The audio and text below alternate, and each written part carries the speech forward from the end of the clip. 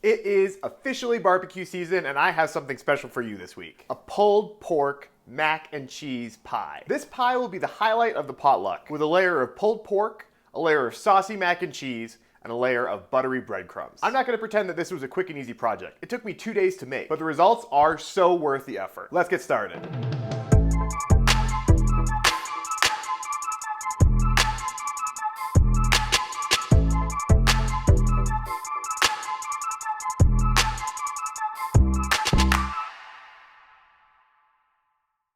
First off, we need to get our dry rub together. The most important components of a dry rub are salt and sugar. From there, you have a lot of choice in what you want to include.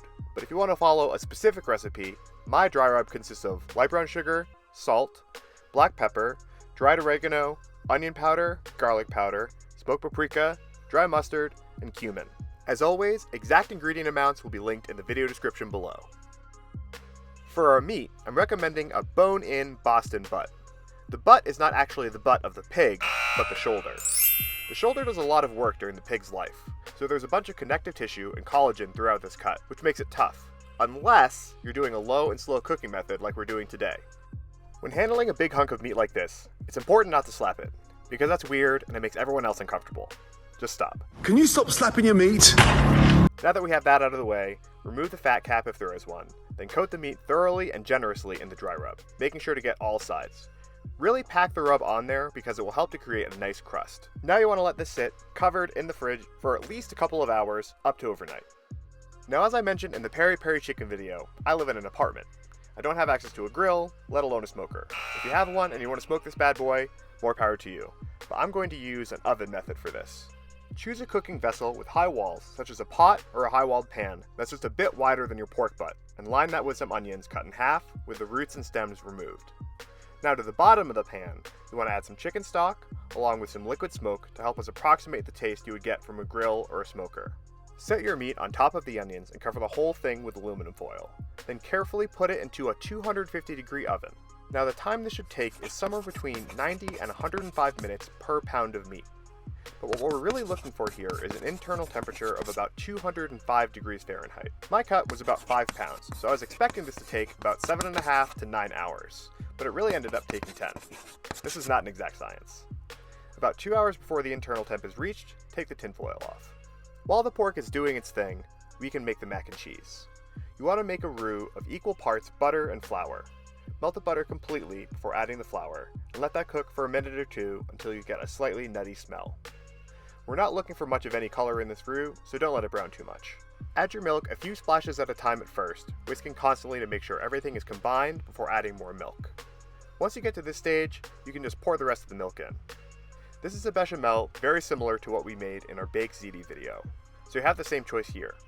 You can keep the heat relatively low, which is safer, but will take a pretty long time to thicken, upwards of 40 minutes. Or you can take the heat higher and cut the cooking time, but there is a chance the sauce will burn, so you need to whisk constantly. After the sauce can heavily coat the back of a spoon, cut the heat, add your seasonings. I'm using salt, freshly grated nutmeg, and some white pepper. Then add your cheese a handful at a time. Most melty cheeses will work for this. I'm using a medium cheddar, an entire pound of medium cheddar. The key is to whisk the sauce until it's smooth before adding the next handful. If you need to turn the heat back on to melt the cheese, just keep it low and keep the sauce moving. Once you're done with the sauce, you can add your cooked pasta. I'm using an orecchiette here, but any short pasta will work. This pasta should be cooked about 3 minutes shy of al dente. Mix the pasta in, let it cool completely, and store it in the refrigerator until you're ready for the pie assembly. The other thing you can do while your meat is in the oven is make the pie crust. If you want to use pre-made, that'll work just fine, but if you want to take this to the next level, I made a comprehensive step-by-step guide on how to make your own pie crust. After your pork has reached its temp, let it sit on the counter for at least an hour to rest. If you pull the pork right after it comes out of the oven, the juices will leak out and you'll have dry pork, and everyone will be sad. I actually let this rest a little longer so that it was cool enough that I could pull it with my hands. There's no shame in using a couple of forks, but I really just wanted the satisfaction of doing this.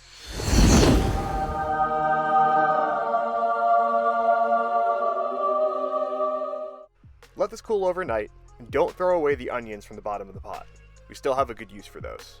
The next day, we just have to make the barbecue sauce and assemble the pie. If you have a favorite pre-made sauce, of course that will work as well, but this is a fast version of a sweet and spicy tomato-based sauce. So into a small pot goes some ketchup, brown sugar, honey, wash your horse sauce, soy sauce, apple cider vinegar, chili powder, I'm actually using a dried chili I had hanging around, and some braising liquid from the pork. Mix to combine and keep this at a gentle simmer for about 30 minutes. Taste to see where you're at before adding any additional salt, since there are already some salty ingredients in the sauce. Take about half the pulled pork and throw it into a bowl with some chopped up onion from the braising liquid. Next, add the barbecue sauce. This is going to be the bottom layer of our pie, so you don't want the pork dripping in sauce. Just get it nice and lightly coated. Final component before assembly is the breadcrumbs. We're not going to get too fancy with this, just melt about 6 tablespoons of butter, add it to the breadcrumbs, and mix it until you get a nice consistency of wet sand. Roll out your dough, set it in the pie plate, then add the pork mixture, and then the mac and cheese. Again, about half the mac and cheese is going to fit into this pie, maybe a little less. Finally, the breadcrumbs. Now I made a mistake here. I probably should have used about half the breadcrumbs that I did, but it still turned out great, so use your discretion here. After giving the crust an egg wash, the pie was starting to get a little warm. So I stuck the whole thing in the freezer for about 20 minutes, during which I preheated my oven to 350 degrees. After about 45 minutes, the top of the pie was golden, and I could hear the gentle simmering of the filling. If you have a glass pie dish, you can also check the bottom of the pie to make sure the pastry is fully cooked and golden brown underneath. And you can see here why I said the breadcrumb layer was a little bit too much.